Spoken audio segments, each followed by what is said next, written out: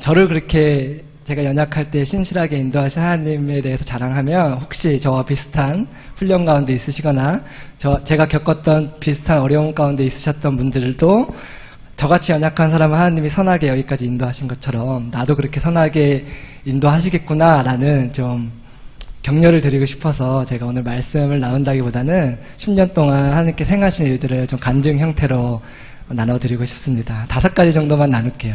하나에 5분씩 정도만 해서 최대한 제가 말이 잘 길어지는데 시계를 잘 보면서 하도록 하겠습니다. 그래서 2002년부터 제가 화해 모임에 나와서 예배를 드리게 됐는데 그래서 캠퍼스에서 저는 캠퍼스에서 하나님을 만난 건 아니었고 한국에서 하나님을 만났었는데 캠퍼스에서 훈련을 받으면서 머리로만 알던 하나님을 마음으로 이렇게 깊이 알게 되는 시간이 있었습니다. 그리고 2005년에 제가 졸업을 하고 한국에 가게 됐는데 캠퍼스에서 경험한 하나님이 너무 좋아서 그 좋으신 하나님을 더 알고 싶어서 이제 군대를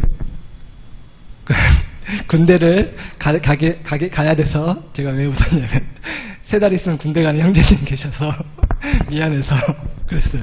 저도 군대를 가는 마음으로 이렇게 외양간에 끌려가는 도살장에 끌려가는 송아 씨처럼 어쩔 수 없이 갔는데 감사하게도 캐나다에서 축구하다가 십자인대가 끊어져 있더라고요. 몰랐었는데 그래서 군대를 안 가게 돼서 이제 빨리 제 어머니 성함이 신혜예요. 신혜. 그래서 신혜 아들은 군대 안 가잖아요. 죄송합니다. 농담이었고요. 그래서 군대를 안 가게 돼서 너무 감사했어요. 군대를 안 가서 감사한 게 아니라 졸업하고 가면서 캠퍼스에서 알았던 하나님을 더 언젠가 DTS라는 곳에 가서 더 알고 싶었는데 생각보다 그게 기회가 빨리 온 거예요. 그래서 좀 수술을 하고 재활 치료를 하고 DTS를 오려고 했는데 제가 원래 오려고 했던 기수는 26기예요. 26기가 언제냐면 2007년 3월 기수를 오고 싶었어요. 근데 첫 번째 나누고 싶은 거는 하나님이 저를 어떻게 훈련시켰냐는 건데 오고 싶었는데 왜 못 왔냐면 저희 목사님이 한국에 갔더니 새로 오신 제가 유학생 하는 동안 담임 목사님이 바뀌어 계시더라고요. 근데 새로 오신 목사님이 YM을 거의 2단으로 생각하시던 분이었어요. 그래서 YM은 지역교회 목회자들을 존중하기 때문에 목사님의 동의하는 추천서가 없으면 DTS 학생으로 받지 않아요. 근데 목사님이 YM을 2단으로 생각하기 때문에 DTS 훈련 가는 걸 절대로 허락하시지 않는 거예요. 너무 속상했어요. 제가 하나님을 너무 경험한 곳이고 너무 축복받은 곳이라서 DTS 훈련에 가서 하나님을 더 알고 싶었는데 그래서 첫 번째로 하나님이 저를 훈련시키신 것은 하나님께 순종하는 마음으로 하나님이 허락하신 리더에게 순종을 하는 것을 하나님이 얼마나 기뻐하시는지 경험을 했습니다. 그래서 참 힘들었어요. 설교 시간마다 YM이 왜 잘못됐는지 YM을 공격하는 듯한 설교를 하시는데 제가 너무 혼란스럽고 제가 YM에서 경험했던 하나님이 잘못된 거였나 아니면 또 이렇게 속상하기도 하고 그런 마음에 교회를 다녔었는데 큰일 날 뻔했어요. 제가 불순종하고 2006년 3월에 DTS를 왔으면 왜 큰일 날 뻔했냐면 하나님의 뜻을 분별하는 DTS로 오는 건 하나님의 뜻이었죠. 하지만 제가 많이 경험한 것이 하나님의 뜻에 순종하는 것보다 더 중요한 것이 있다면 언제 어떻게 그 때와 방법을 잘 분별해서 순종하는 걸 하나님이 기뻐하신다는 걸 경험했는데 그때 크게 배운 교훈이 하나님의 방법으로 그 하나님의 방법이 뭐였냐면 하나님이 허락해 주신 리더에게 순종하고 그렇게 하나님의 때에 DTS를 가는 것을 기뻐하신다는 걸 경험했습니다. 왜 큰일 날 뻔했냐면 2007년 9월에 DTS를 왔어요. 3월에 가는 걸 목사님이 막으셔서 그때 갔으면 정말 핍박을 받으면서 갈 뻔했어요. 제 친구 한 명이 갔는데 그냥 갔어요. 목사님이 허락 안 하시는데 그냥 막무가내로 갔더니 너무 목사님이 화가 나시고 이제 YM을 더 싫어하게 되시고 더 설교 시간에 YM을 공격하게 되시고 그랬었는데 그래서 그렇게 축복을 받지 못하고 갈 뻔했는데 목사님이 교회로 옮기셨어요. 2달 뒤에. 권사님, 장로님들이 상처를 받아서 꺼이꺼이 우시는데 왜냐면 이렇게 선교지를 가신 게 아니라 큰 교회에서 스카웃 제의당하셔서 장로님도 일주일 전에 아셨다 그러더라고요. 목사님 교회 옮기시는 거예요. 큰 교회로 조건이 좋은 교회로 옮기시는 거를 다들 상처받아서 우시는데 저만 좋아했어요. 왜냐면 드디어 이제 DTS에 갈 수 있게 됐구나. 근데 새로 오신 목사님은 YM을 너무 좋아하시는 목사님인 거예요. 그래서 불순종하고 갔던 제 친구는 욕 바가지로 먹고 기도도 못 받고 갔는데 저는 이렇게 착해서 순종한 게 아니라 그 용기가 없는 사람이라서 목사님한테 불순종할 마음이 없어서 버텼는데 그런 것도 있고 하나님의 뜻이니까 리더에게 순종하는 게 버텼더니 2달 뒤에 새로운 목사님이 오셔서 저는 기도해 주시고 축복해 주시고 헌금해 주시고 DTS로 올 수 있게 됐습니다. 근데 하나님이 너무 잘했다고 힘들었지만 내가 허락한 리더에게 나에게 순종하는 마음으로 순종했던 걸 너무 격려해 주시는 것 같았는데 어떻게 그걸 컨펌해 주셨냐면 제가 평생에 딱 한 번 비즈니스를 타봤거든요. 근데 자리가 없어서 비즈니스로 에어 캐나다가 업그레이드가 된 거예요. 얼마나 몸둘 바를 모르게 감사했는지 모르겠어요. 나이가 지극히 드신 그 매니저 같은 분이 무릎 꿇고 저를 서빙을 해주는데 뭐 드실 거냐고 물어보는데 에어 캐나다 그 직원분이 제가 너무 이렇게 황송하더라고요. 아무튼 너무 큰 격려를 받고 왔습니다. 이거는 사실 둘째고요. 왜 큰일 날 뻔했냐면 제 아내가 2007년 9월에 DTS로 왔거든요. 지금 아내인 사람이 물론 그때는 아내가 될 사람인지 몰랐지만 그래서 하나님의 뜻을 하나님의 때에 하나님의 방법으로 순종했더니 정말 하나님이 기뻐하셨고 갚아주셨고 이렇게 리더에게 순종하는 것이 하나님께 순종하는 거라서 얼마나 하나님이 기뻐하시는지 경험을 하면서 제가 이렇게 YM에 훈련받으러 올 수 있게 됐습니다. 그래서 그게 첫 번째였고요. 그래서 2007년 3월에 DTS를 받고 9월부터인가 정확히 날짜는 기억 안 나는데 9월부터인가 10월부터 제가 전임 사역자로 하나님께 삶을 드려서 거의 10년 정도 전임 사역자로 풀타임 간사로 섬겼습니다. 두 번째 나누고 싶은 것이 이제 나눠드릴게요. 근데 그렇게 하나님께 삶을 드려서 왔더니 만사 형통할 줄 알았는데 여러 가지 우여곡절이 있었는데 첫 번째 겪었던 것이 비자가 거절당해서 제가 추방당했어요. 2008년 4월 말인가 5월 초인 것 같아요. 그래서 하나님께 이렇게 잘 순종하고 와서 하나님이 다 선하게 이렇게 제가 생각하기에 형통하게 인도하실 줄 알았는데 그런 시련이 찾아오더라고요. 근데 그날 제가 아마 떠나는 날인 것 같아요. 월요일날 베이스에서 예배를 하면서 찬양인도 했던 찬양이 또 생각이 나더라고요. 그 찬양 아시는지 모르겠어요. 제가 노래 잘 못하니까 가사만 들어주세요. 진실하신 하나님, 그 찬양 아세요? 그 찬양을 하는데 신실하신 하나님, 실수가 없으신 너무 하나님이 기뻐하시는 것 같은 거예요. 왜냐하면 지금 제 상황은 하나님께 삶을 드렸는데 비자가 거절당해서 추방당하는 이해할 수 없는 상황 가운데 있지만 제가 이해할 수 없지만 그래도 하나님 신실하다고 고백하는데 제가 잘 울잖아요. 그날도 이렇게 많이 울었어요. 쫓겨나가는 게 슬퍼서 우는 게 아니라 하나님 신실하다고 고백해드렸더니 하나님이 너무 기뻐하시는 게 느껴져서 많이 울었는데 여러분 교회에서 파워포인트를 가사하시다가 이렇게 가사 치다가 실수가 많이 일어나잖아요. 신실하신 하나님이 실신하신 하나님으로 실수가 된 적이 있대요. 진짜로 실화래요. 그리고 약속하셨던 주님이란 그런 가사가 있거든요. 근데 그것도 받침을 빼먹어서 야속하셨던 주님.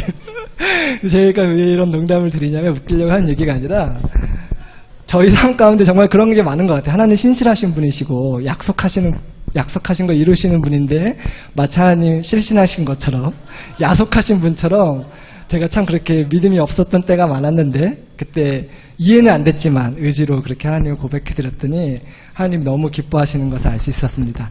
돌아보니까 하나님이 그때 왜 추방당하게 하셨냐면 자꾸 저의 아내에게 해서 죄송한데 그때 제가 교제 중이었거든요. DTS 때는 형제자매로 거룩하게 SR을 하지 않았고 끝나고 한 달 뒤부터 교제를 시작했어요. 그래서 끝나고 한 달 뒤부터 교제를 시작해서 당연히 결혼하고 싶은 마음이 있었지만 제가 믿음이 없잖아요. 그 당시에 돈이 어디 있어요. 돈도 하나도 없는데 어떻게 결혼을 하겠어요. 결혼을 하고는 싶었지만 결혼을 이제 제 인간적인 생각에 나중에 좀 안정되고 목사 안수도 받고 좀 재정적인 능력이 있으면 그때 해야겠다 생각을 했었는데 하나님의 뜻이 그게 아니었던 거예요. 하나님의 뜻은 제가 캠퍼스 사역을 7년 동안 했는데 결혼하지 않은 남자 간사가 캠퍼스 사역을 하면 안 되고 할 수 없거든요. 왜냐하면 이제 나이 차이가 얼마 안 나는 여자 학생들과 이렇게 연애를 하게 될 수가 있기 때문에 그런 일이 거의 불문율처럼 있는데 저는 그때 캠퍼스 사역을 하겠다는 거는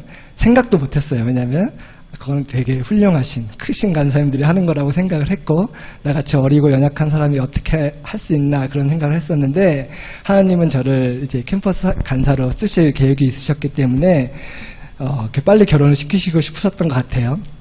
근데, 그 추방당한 사건 때문에 제가 결혼을 일찍 할 수 있었어요. 추방당했는데, 교제하는 거는 양쪽 부모님이 알고 계셨거든요.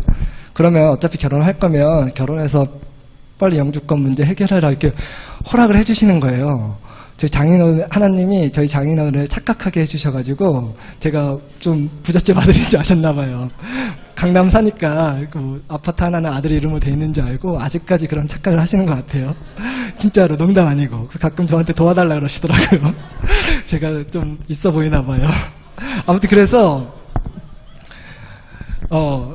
너무 감사했어요. 저는 믿음이 없어서 결혼을 일찍 할 용기도 없었고 전혀 이렇게 상상을 못하고 있었는데 추방당해가지고 이렇게 양쪽 부모님들이 이렇게 얘기가 잘 돼서 장인어른하고 제가 전화 한 통 안 하고 이렇게 어떻게 하나님의 은혜로, 진짜 하나님의 은혜로 전화 한 통 안 하고 허락을 받아서 이렇게 2008년 10월에 결혼을 해서 캐나다 땅으로 다시 들어올 수 있게 돼서 너무 감사했습니다. 그때 경험한 게 정말 하나님 오늘 말씀대로 제 삶에 일어났던 제가 이해할 수 없는 모든 일들도 다 하나님의 선을 이루시기 위한 계획 가운데 있었다는 것을 알 수 있었습니다. 하지만 한 가지 제 간증뿐만 아니라 여러분들 항상 간증을 들으실 때 조심하셔야 될 거는 하나님이 항상 모든 사람에게 동일하게 일하시는 것은 아니기 때문에 그럼 나도 하나님께 삶을 드리면 25살에 결혼할 수 있구나 이렇게 그런 말씀 드리는 게 아니에요. 제 삶 가운데 저에게는 하나님이 그렇게 제가 이해할 수 없는 일도 선하게 인도하셨다는 것을 나누어 드리고 싶은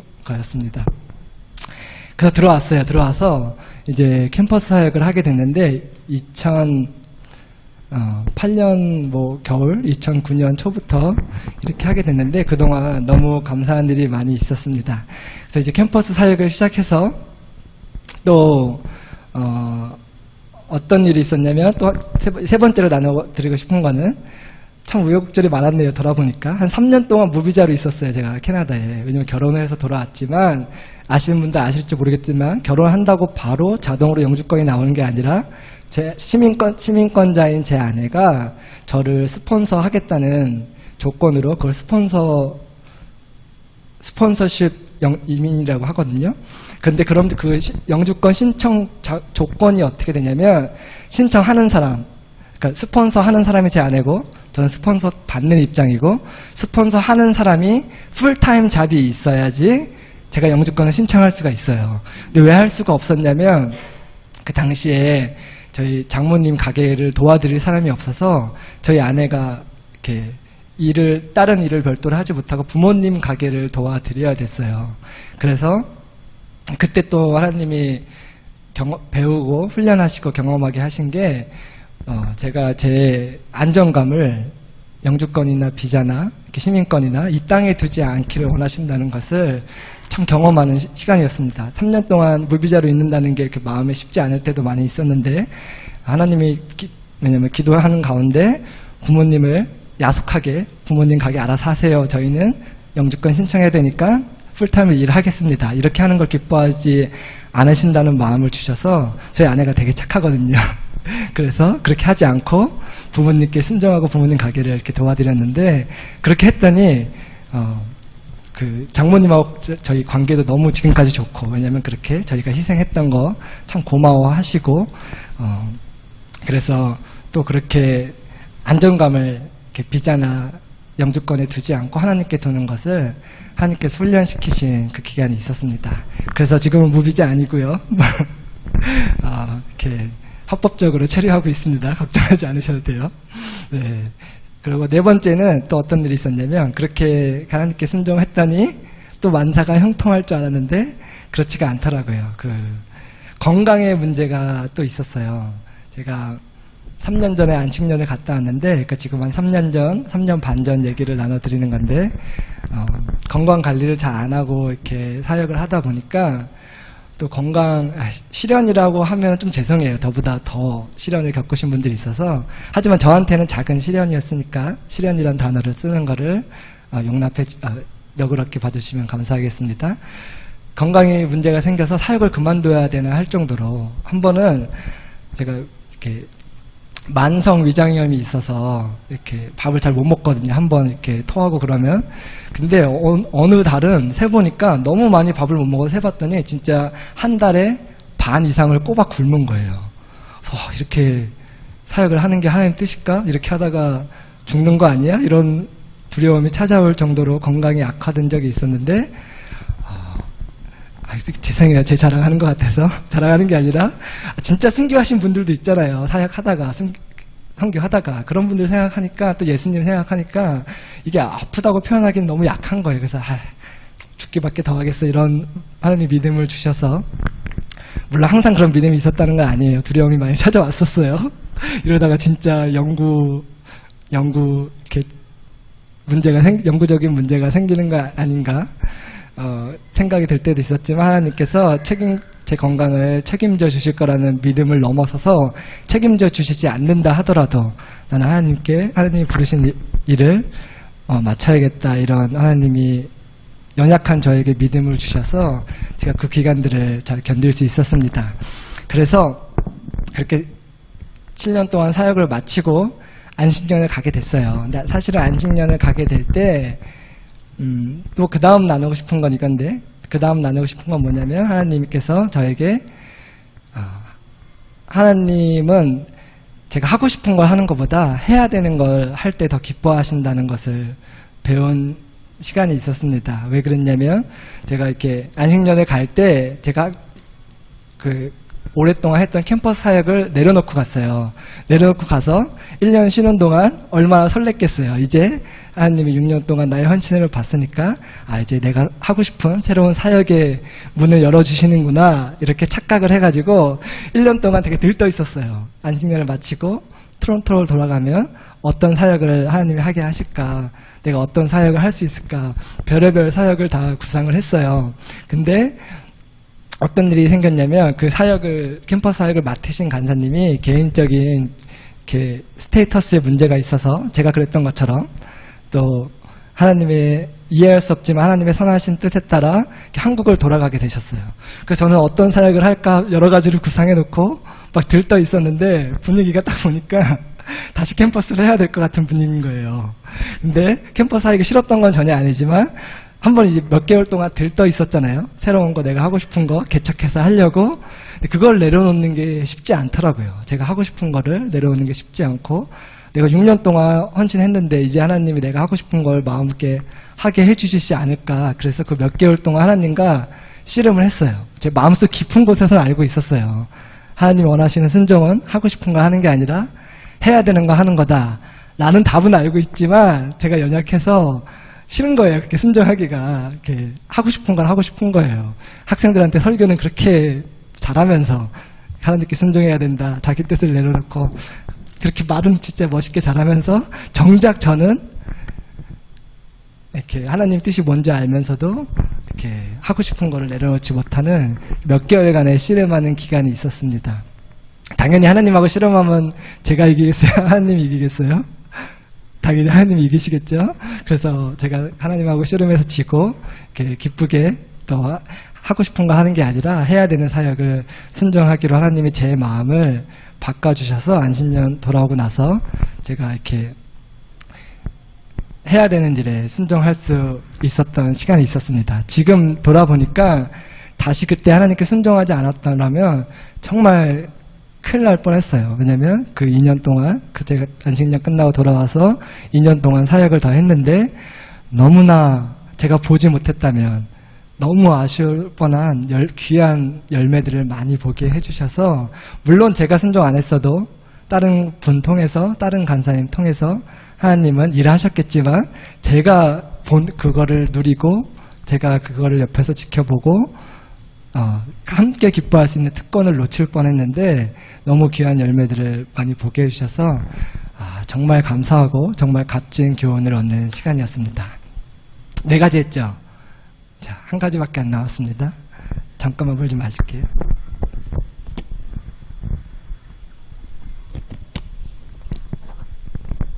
그래서 하고 싶은 걸 내려놓고 해야 되는 걸 했더니 하나님이 이제 형통하게 해주실 있겠구나라는 착각을 또 했는데 그렇게 하지 않고 또 한 가지의 작은 시련이 찾아왔습니다. 어떤 시련이었냐면 이게 네 번째인 것 같아요. 그쵸?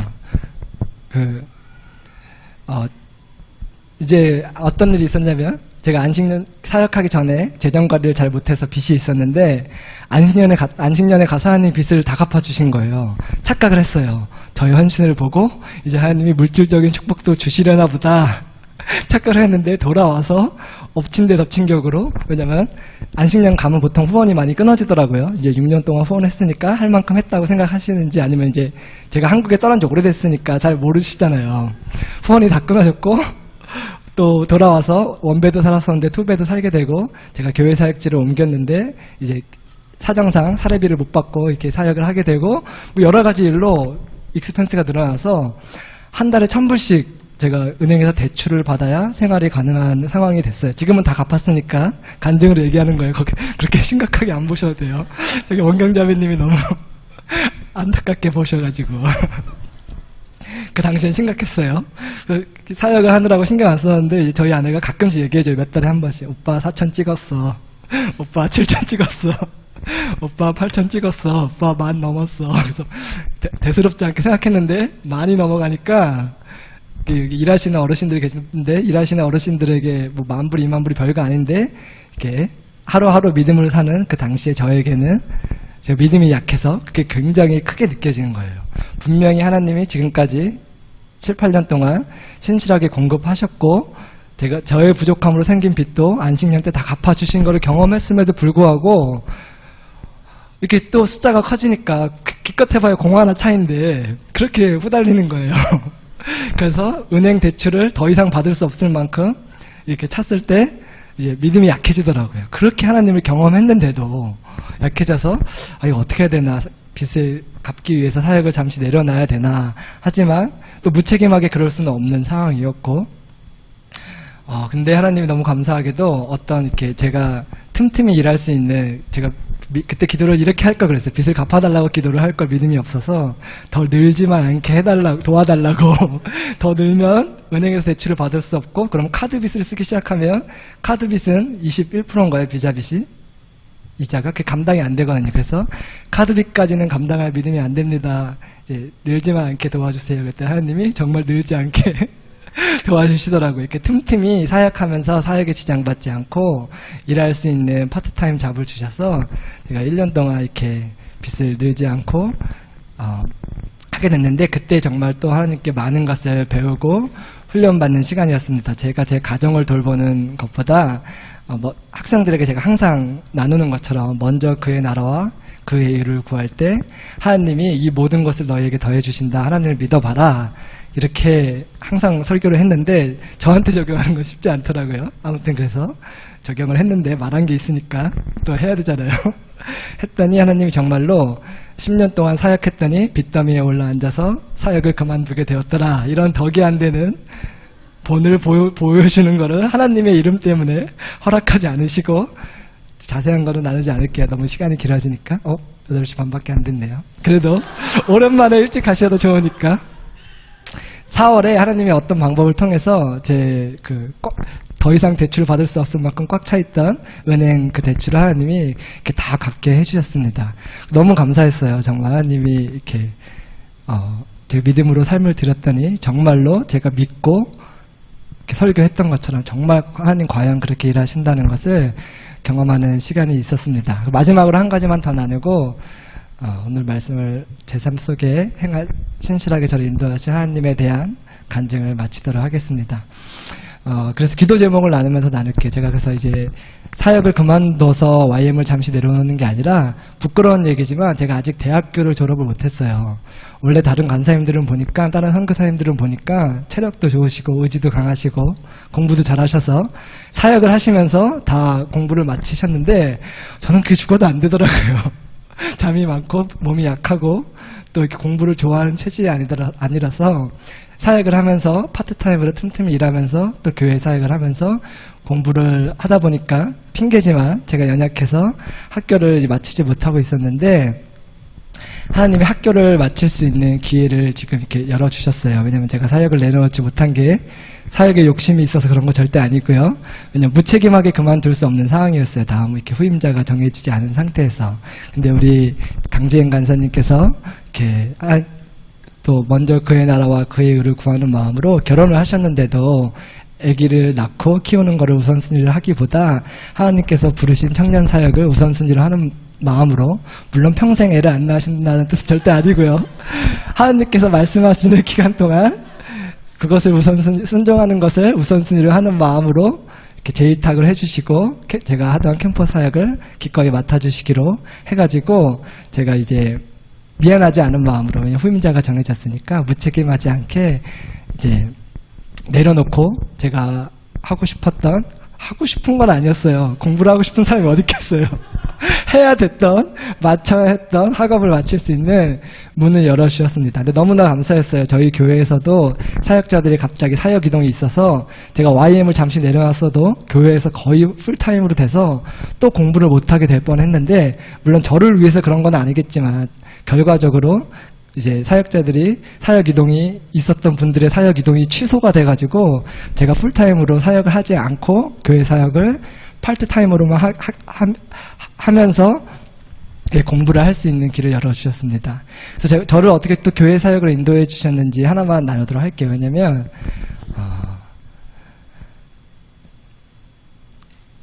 저희가 인간이다 보니까 하나님이 주신 어떤 사역이나 어떤 학업이나 어떤 이렇게 부르심에 순종할 때 저희의 연약함이 뭐냐면요, 항상 다음 스텝을 계획하고 생각하느라 지금 나한테 맡겨진 사명에 집중하지 못할 때가 참 많은 것 같아요. 적어도 저도 그랬던 적이 있었거든요.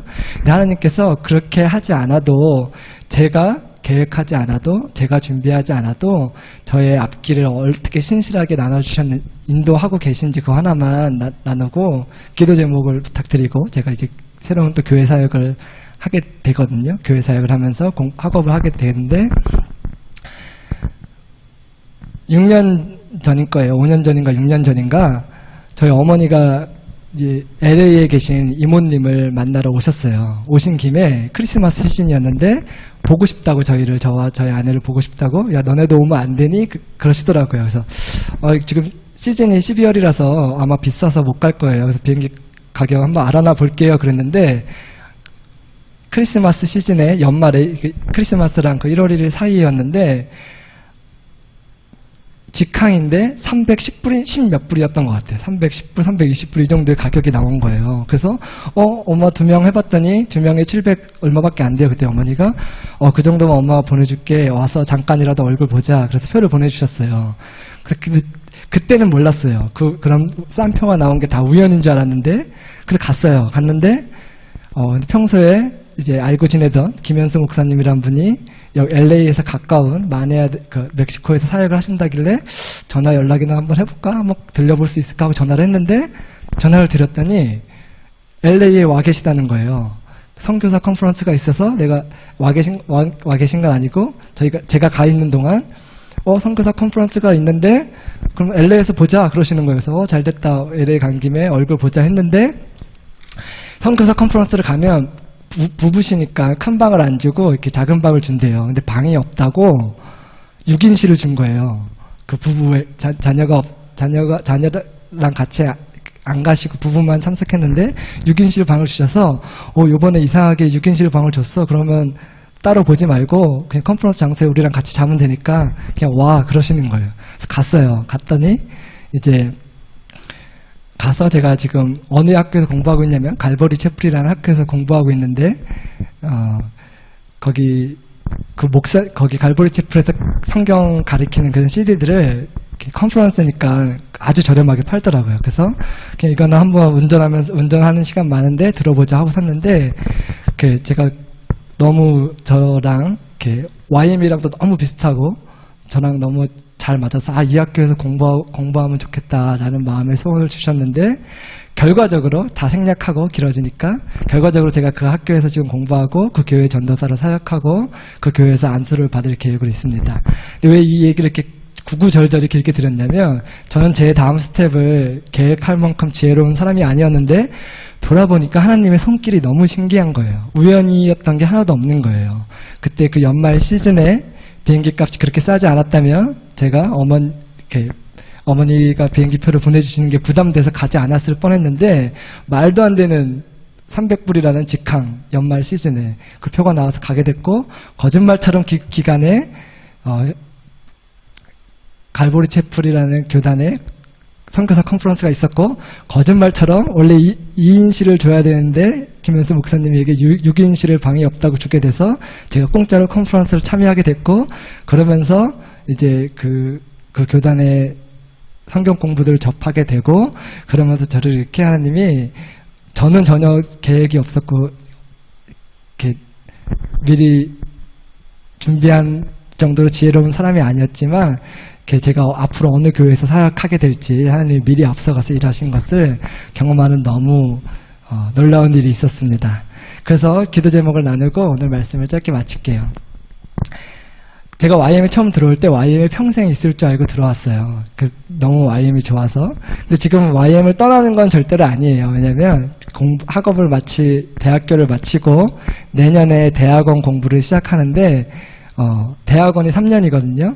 근데 제가 일하면서 교회생활을 하면서 하프타임 정도를 할 수 있을 것 같아요. 그래서 저의 목표는 내년에 대학원을 시작하면 6년 안에 마치는 것이 목표인데 제가 게을러서 6년 안에 할 수 있을지 모르겠지만 저를 위해 기도해 주셔서 없었던 공부의 재미가 생겨서 6년 안에 학교를 마칠 수 있게 기도해 주시면 정말 감사하겠습니다. 그때 이후의 삶은 또 하나님이 어디로 인도하실지 전혀 저는 계획하고 있는 바가 없고요. 근데 너무 설레어요. 제가 기대하지 않아도 하나님이 교회 사역으로 지금 인도하신 것처럼 또 6년 후에 제가 예상할 수 없지만 YM으로 다시 오게 하실지 아니면 또 이렇게 저는 이렇게 항상 남미에 가서 살고 싶은 마음이 있거든요. 그래서 남미의 어느 한 나라의 선교지로 저를 부르실지 아니면 그럴 가능성은 별로 없어 보이지만 저로 쭉 교회 사역을 하게 하실지 아니면 제가 전혀 예상하지 못하는 다른 길로 인도하실지 저는 예상할 수 없지만 굉장히 설레이는 마음이 있습니다. 하지만 막막한 마음도 있습니다. 6년을 어떻게 다시 공부해야 되나 제가 공부 잘 못하거든요. 근데 하나님을 사랑하기 때문에 하나님 말씀을 공부하는 기쁨을 허락해 주셔서 제 나이가 있는데 6년 안에 맞춰야 되잖아요. 더 이상 덕이 안 되는 것 같아요. 몇 년 전만 해도 학생들에게 난 하나님 섬기는 걸 우선순위로 해서 아직까지 졸업 못하고 있다. 이게 참 멋있었어요, 이 말이. 나이가 차니까 이게 은혜도 안 되고 덕도 안 되더라고요. 그래서 이제 하나님이 문을 열어주셔서 여러 가지 문을 열어주셔서 공부할 수 있는 기회를 주셨을 때 제가 잘 마칠 수 있도록 기도해 주시면 감사하겠습니다. 그래서 말씀을 마치겠습니다. 제가 짧게 나눴지만 정말 여러 가지 저의 삶에 우여곡절들과 크고 작은 시련들이 있었지만 그때마다 연약했던 제게 하나님이 그 크고 작은 사건들을 견뎌낼 수 있는 믿음을 허락해 주셔서 정말 하나님의 은혜로 정말 제가 찌질하고 믿음도 없고 담대함도 없고 뭐 아무것도 없었거든요. 가진 게 죄밖에 없었거든요. 그런 저를 정말 이 자리까지 하나님이 인도해 주셔서 너무 감사하고 저를 하나님이 또 이렇게 귀한 열매들을 보게 해주셔서 너무 감사하고 제가 처음에 나눠드렸던 대로 제가 처음 화해 모임 왔을 때는 목발 짚고 왔거든요. 근데 자꾸 그 생각이 나는 거예요. 그때 그게 저의 영적인 상태가 아니었나.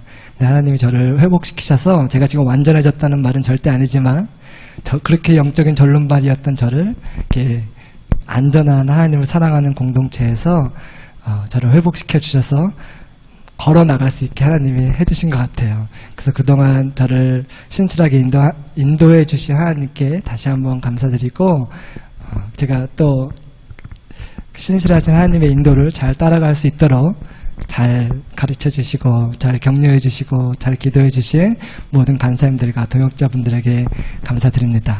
하지만 파송이라는 단어는 쓰지 말아주세요. 그러면 제가 화해모임 오기 뻘쭘할 것 같아요. 절대 다른 도시 가는 것도 아니고 다른 나라 가는 것도 아니고 교회 사역과 공부를 잠시 하는 동안만 YM을 내려놓는 거고 YM을 떠난다 이런 기분은 전혀 없어요. 왜냐하면 YM 간사라는 YMO라는 정체성이 저에게 하나님의 자녀라는 정체성을 만큼 너무 큰 거기 때문에 이렇게 뭐 내려놓을 수 있는 그런 정체성이 아니더라고요. 그래서 뭐 아쉽고 슬프고 눈물 나고 뭐 이런 건 전혀 없고요. 화요 모임 자주 올 거니까 뭐 파송합니다 뭐 이런 단어 쓰지 말아주시고 그냥 공부만 잘 마칠 수 있게 기도해 주시면 감사하겠습니다.